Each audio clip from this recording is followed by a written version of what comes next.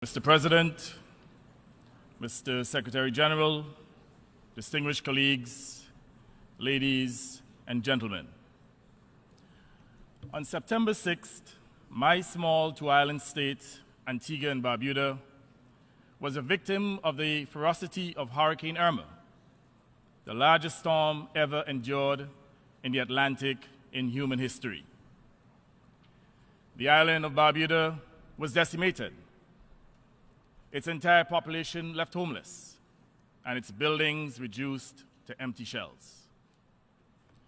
Fortunately, Antigua and Barbuda was spared the full blast of Hurricane Maria just 9 days later.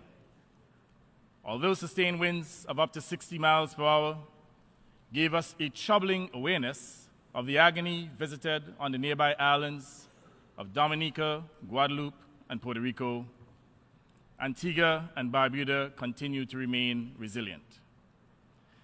Having witnessed the devastation of Barbuda and the desolation of its inhabitants after the ravages of Irma, my heart bleeds for the people of the countries that have now been brutalized by Maria and those that will suffer its cruelty in the coming days.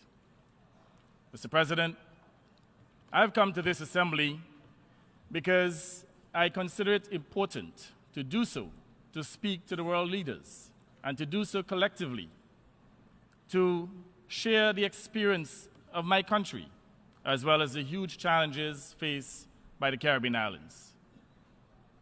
Barbuda and its inhabitants were among the worst in the region affected by Hurricane Irma. Barbuda is 62 square miles. When Irma thundered over the island, it was 375 miles wide, with gale force winds of 220 miles per hour. Barbuda did not stand the faintest chance against such size, such ferocity, and such intensity. The island was completely destroyed, and my government was compelled to evacuate all of the inhabitants to Antigua. For the first time in over 300 years, there is now no permanent resident on Barbuda. The footprints of an entire civilization have been emasculated by the brutality and magnitude of Irma. Everything that meant anything to the inhabitants had to be left behind. Their homes, their possessions, their history. Indeed, everything that defines them as a society and as a people. Mercifully, Antigua, the larger of the two islands, suffered no major damage, and it could begin function normally within 48 hours. Had that not been the case, Mr. President, how we would have coped is simply beyond imagination. Overnight, Antigua's population increased by almost 3%. I know of no country that could easily cope with such an unplanned, unexpected, and unscheduled increase in its population. In addition to providing shelter and accommodation and basic necessities to the evacuated residents of Barbuda, the social services on Antigua are now on the great strain. On a great strain to provide school places for an additional 600 students, medical services for the elderly, and a means of income for the able-bodied. Naturally, the residents of Barbuda are anxious to return to their homeland. But as I speak to you, the island remains unfit for human habitation. There's no electricity, no potable water, and 95% of the buildings have been destroyed or severely damaged. Preliminary estimates place the cost of rebuilding Barbuda at $250 million United States dollars.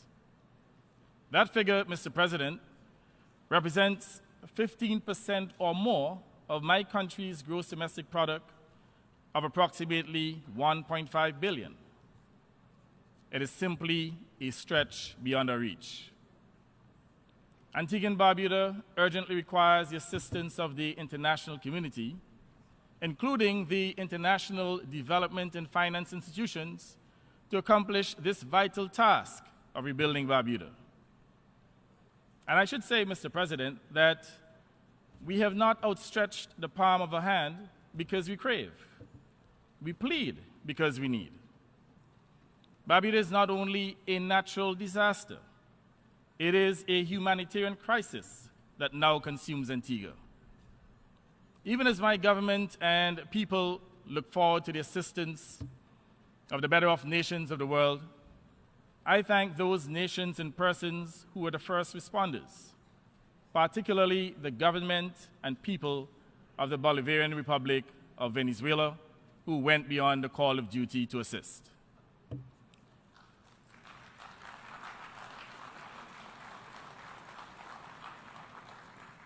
I also acknowledge the commitment and contribution from the government and the people of the People's Republic of China, the governments of Cuba, United Arab Emirates, Qatar, Canada, Dominican Republic, and sister states of the Caribbean community who gave generously from the little they have.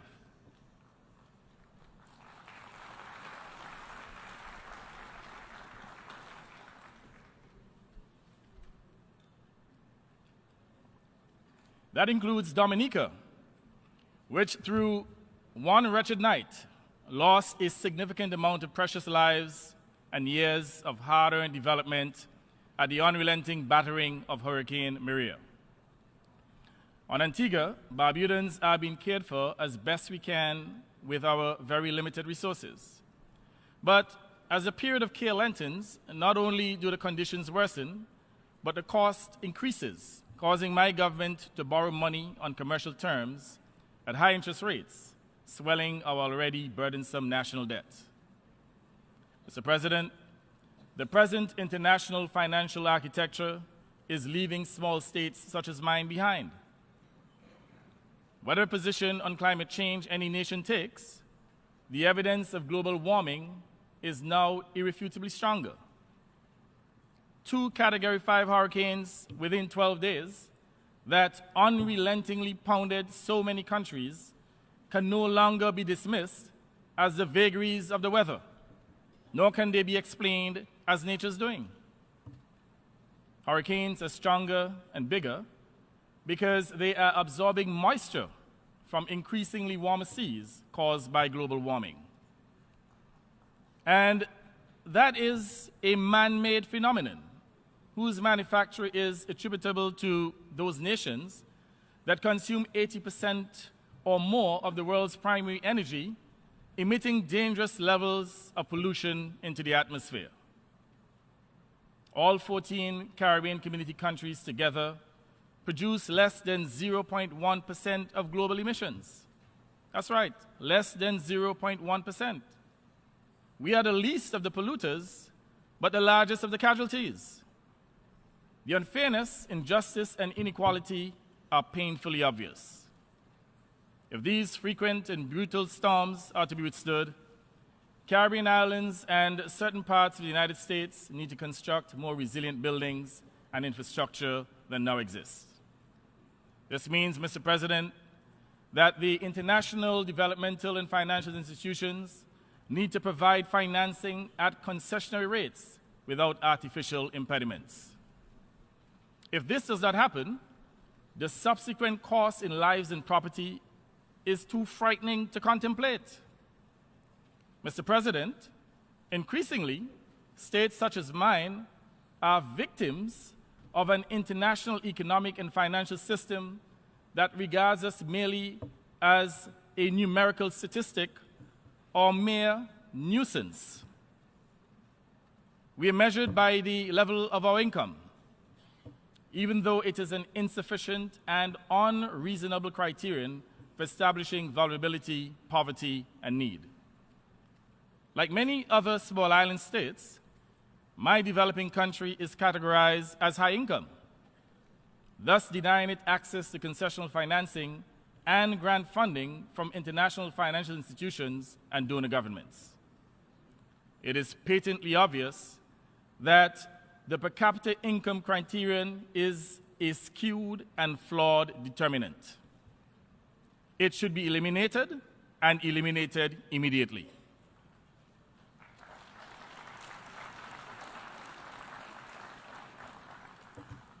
Because we are small economies with inadequate domestic capital formation, our countries open our doors to foreign investment, granting significant tax concessions to attract investments and to help provide jobs to curb poverty. The consequence is that a small percentage of persons in our community, mostly expatriates at the top end of businesses, earn the largest percentage of high incomes, and the mass of the population earns considerably less. In addition, government tax revenues are significantly reduced from the investment concessions granted. It is time that those who control the levers of power in the economic and financial international community acknowledge that the per capita system of measurement is discriminatory and resolve to change it.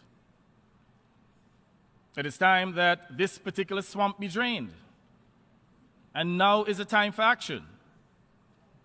In these United States, in which the United Nations organization is located, and in which this assembly is gathered today, one of its early leaders, Abraham Lincoln, declared at a critical time in history that this country could not survive, and I quote, half slave and half free, end of quote. He may have been speaking specifically of America and of the disunity that gripped it at the time, but he was talking about more than immorality. He was also talking about social and economic justice. Lincoln's observation is compellingly relevant to social and economic justice in our world today. Injustice and inequality breed instability. The world cannot survive with the wealthy few controlling 90% of global resources. If so, its center will not hold. Its center will not hold if the inequality between rich and poor nations increases. It will not be stable until social and economic justice prevails. My country and its citizens do not want to beg for a living. Mr. President, we want to work for it. We want to earn our way. But we cannot do so if the international system refuses to provide us with the means and the tools to build our future. Access to concessional financing is an imperative that would give us a great leap forward. It would take us out of the spiral of debt we incur because we must repeatedly rebuild after disasters with high-cost commercial money. Where is the justice in large, wealthy countries borrowing on their capital markets at 3% per annum, while the so-called high-income small island states are forced to borrow commercially at 12% per annum to repeatedly rebuild damaged infrastructure from hurricanes?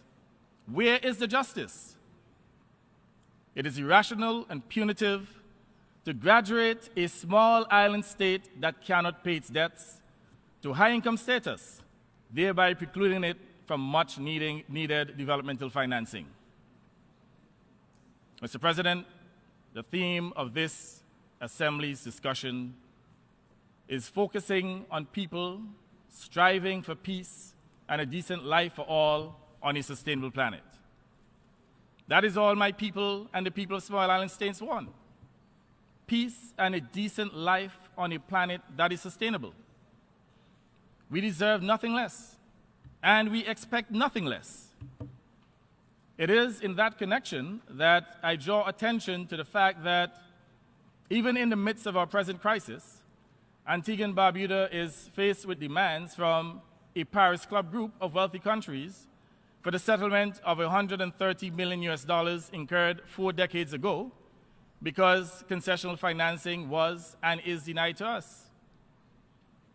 It would be of enormous help to the plight we now face and the daunting task of rebuilding Barbuda at a cost upwards of $250 million if those wealthy Paris Club countries would forgive or at least reduce significantly the debt that now weighs so heavily on our shoulders.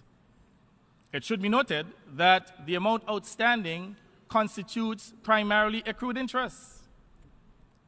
This would provide us with the fiscal space to borrow as we seek to garner every cent to recover and rebuild from Hurricane Irma and to give our people a chance to achieve a decent life in keeping with the Sustainable Development Goals.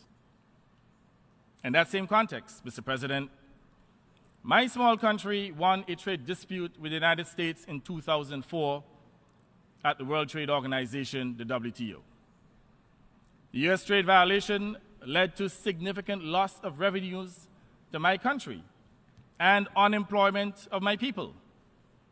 It has been 13 long years since that judgment and 7 years since the final appeal by the U.S. resulted in a final ruling in my country's favor. Yet, the United States government has failed to settle. The loss of trade revenues to my small country has risen to in excess of $200 million United States dollars. Our government has labored unsuccessfully for over 13 years to reach an amicable and reasonable settlement with the U.S. This is a classic case where might is right and where the rights of a small, powerless state has been trampled upon. I should mention that over the last 13 years, the U.S. has also enjoyed a trade surplus with my small country of over $2 billion United States dollars. I emphasize, $2 billion United States dollars. I'm well aware that the prolongation of a settlement of this judgment is not the making of the present U.S. administration which inherited it. But in the interest of fairness, of justice, and of good conscience, it would be beneficial to my nation in this hour of great need for the United States government to settle it. In this very hall,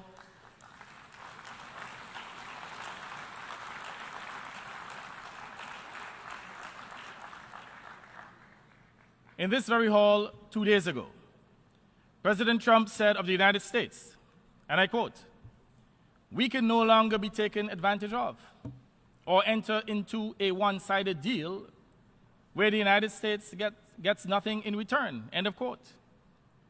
His observation, which I welcome, is equally true for the relationship with Antigua and Barbuda. Honoring their obligation to Antigua and Barbuda is not a one-sided deal of which the United States gets nothing in return, because ultimately 90% of the settlement proceeds will be spent in the U.S. economy as our prime resource market. The U.S. is the greater beneficiary of trade with my country and has been so year after year for many decades. Settling with us for over 13 years of trade losses would take less than 1 year of the trade surplus that the U.S.'s $20 trillion economy has with Antigua and Barbuda's mere $1 billion economy.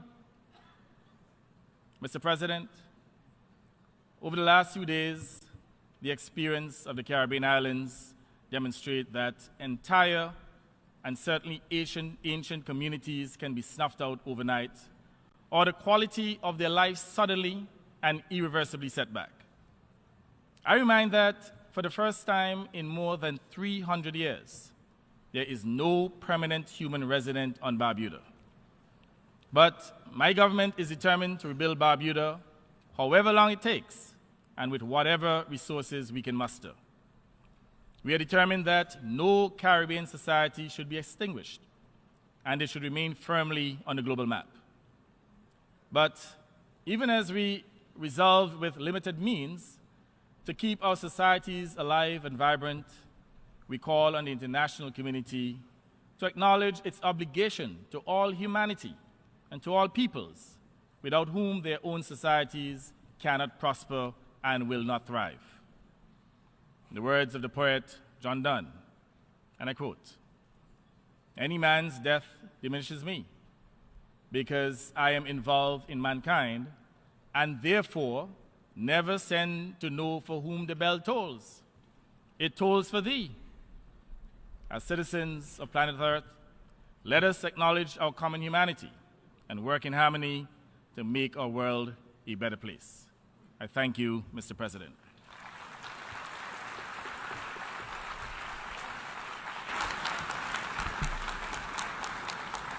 On behalf of the General Assembly, I wish to thank the Prime Minister of the Antigua and Barbuda for the statement just made, and I request protocol to escort His Excellency.